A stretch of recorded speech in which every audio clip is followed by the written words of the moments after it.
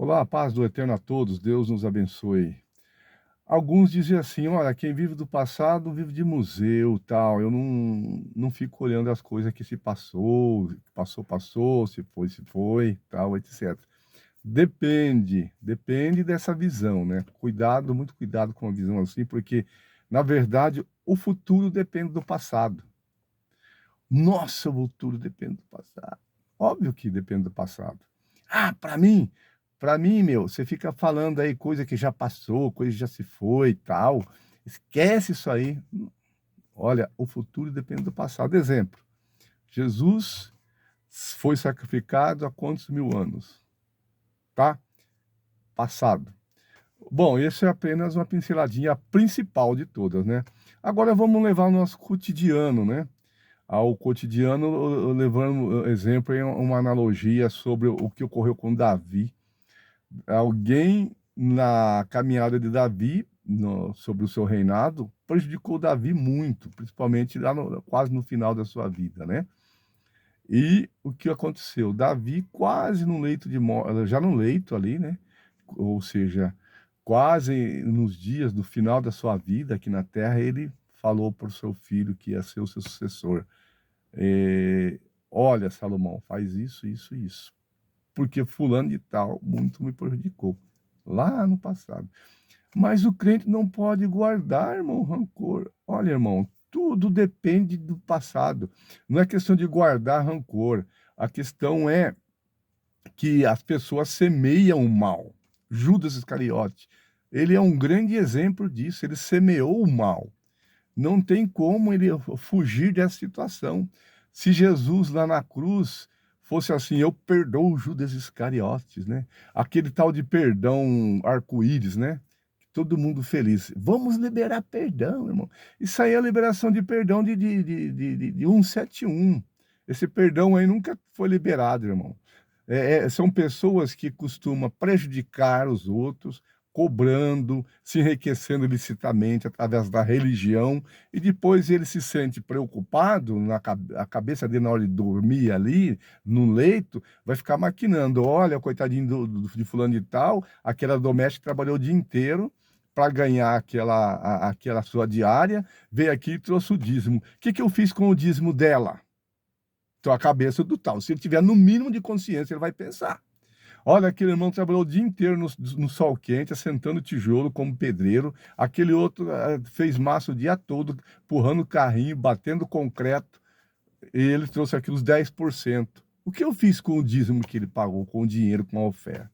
Outro trabalhou o mês todo, trouxe aqui a sua oferta, e ele não faltou um dia, levantou de madrugada, foi lá, comeu a marmitinha dele lá, que ele tem que levar a sua comidinha, sofreu, aguentou o chefe, aguentou tudo ali e trouxe o dízimo aqui. "Trazei todos os dízimos à casa do tesouro". Ah, irmão, você fica batendo o dízimo, tem que bater nessa tecla mesmo, tem que bater nessa tecla da oferta mesmo, tem que bater nesses vagabundo que vive aí se enriquecendo, enganando o povo mesmo, porque o dízimo é coisa do passado, que é local. Local é um lugar correto aonde foi feita a profecia para aquele local, certo? Por exemplo, quando profetizou para Ananias, Pedro falou para Ananias ali, e Safira, porque eles tentaram aplicar o primeiro 171 do Novo Testamento. O que aconteceu? Ora, se você não quisesse vender a sua casa para dar de oferta, não tem problema nenhum. Não é apenas dizer: "Não, eu não vou fazer isso, eu não vou vender a minha casa para dar de oferta para os apóstolos, fazer a obra. Eu não quero simplesmente vender a minha casa". Então, o que eles combinaram: "Ó, vamos vender, mas vamos dizer que vamos vender, vendendo por tanto, vamos dar só tanto". Olha só a cabeça de certas pessoas. Da mesma forma é você que cobra o dízimo. "Olha, eu vou cobrar o dízimo, porque Deus me pôs por cabeça, eu sou agora ungido do Senhor, eu fui lá, fiz o CNPJ, tem mais de 15.000 pessoas que me apoiam, ou 20.000, 1.000.000 ou 10 milhões que seja, ou mais, eu estou aqui agora, eu sou um cabeça, e eu recebo toda essa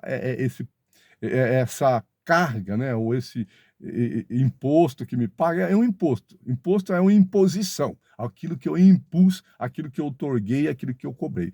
Aquele imposto, né, aquele dinheiro que eu impus para manter a minha sociedade, que eu mesmo forjei doutrina, forjei metas, forjei estilo, forjei a minha filosofia interna, ou seja, forjei a minha organização.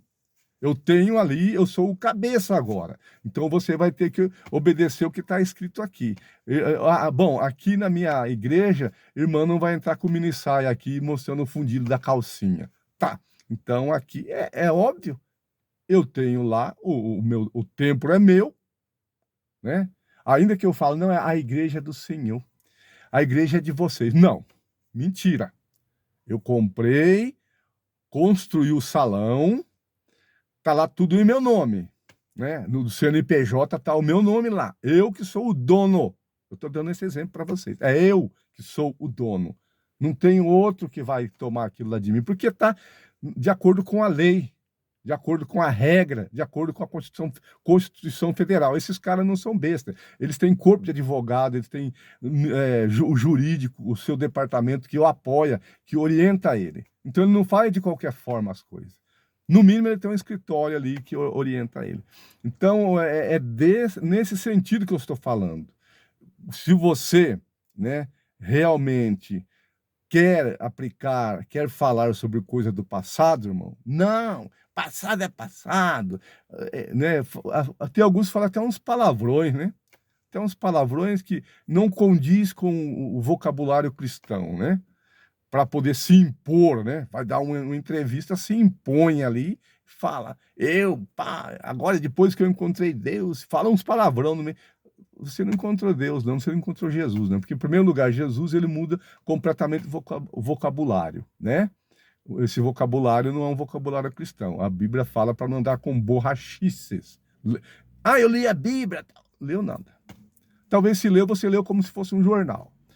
Então, e às vezes está no bom caminho, está tentando. Talvez seja um diamante ali que precisa ser lapidado, né? Então, vamos lapidar, vamos aí organizar a nossa vida e colocar-se como realmente deve ser. Para convencer, não é com gritaria e com palavrões que você vai convencer as pessoas, não. É com, né, com jeito, conforme manda, né? A palavra do Senhor. Então, o passado, tudo o passado nosso, irmão, ele depende, ele vai ser apresentado no futuro, todo o nosso passado, tá? Porque o passado, ele é o alicerce, é o que nós semeamos, né? Fulano me prejudicou no passado, fulano fez isso, eu vou cortar ele para lá e eu para cá. Tá, assim que Jesus fez com Judas, né? Judas para lá, mas só que ficou lá escrito. Judas nunca deixou de ser mencionado. Judas nunca deixou de ser colocado como aquilo, e Judas vai ser apresentado lá no futuro, no juízo final também vai ser julgado, porque o passado de Judas vai depender do futuro dele. Assim, o seu passado vai depender do seu futuro, ou o seu futuro depende do seu passado, vice-versa, né? Então, tudo que nós fizermos aqui, vamos tentar acertar, né? Você prejudicou o seu irmão, se você sabe que ele é uma boa pessoa, ou se ele te prejudicou você, se você sabe que ele é uma boa pessoa, está tentando se levantar, realmente servir a Deus, que ele não é um crente 171, porque é obreiro 171 o que mais tem hoje, né? Pastor 171, igreja 171, misericórdia, né? Neguinho rico aí, porque o amor ao dinheiro, em primeiro lugar, é idolatria, irmão, tá? E os idólatras não herdam o reino de Deus. Simples assim. O amor ao mundo, o apego à matéria é a idolatria, irmãos, tá? Ninguém ensina isso aí, esse conceito de que você precisa ser, que você precisa fazer, que a igreja precisa de um representante lá em Brasília, não sei, isso aí é tudo balela, é tudo safadagem, porque tem-se o corpo lá de evangélico, faz o quê? Nada. Os coitadinhos dos irmãos continuam aí com o seu salário mínimo. A igreja continua sofrendo. A igreja continua sendo pressionada, perseguida, roubada, né, de certa forma, né? Roubada, lesada em seus direitos, né? Até mesmo seus direitos de ir e vir, porque às vezes o irmãozinho ganha tão pouco, que não sobra ali, né, que mal dá para ele ir para o emprego e ter uma alimentação boa. Nem a Constituição Federal eles cumprem, quanto menos a Bíblia, né? Muito menos a Bíblia. Se não cumpre a Constituição Federal, irmão, muito menos a Bíblia, porque na Constituição Federal dizem que todos têm direito, sabe o quê?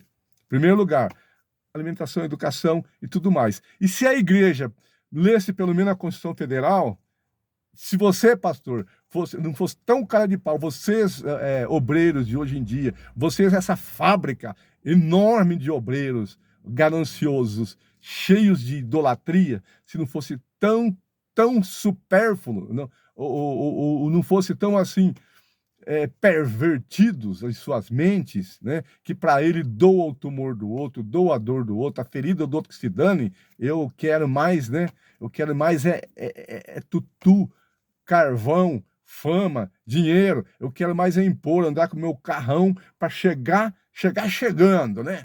Primeiro chega a ponta, a 10 metros a ponta do carro, depois a traseira do carro, a frente, né, aliás, depois a traseira mais 10 metros. Chega ali com aquele carrão como se fosse o chefe da máfia, né?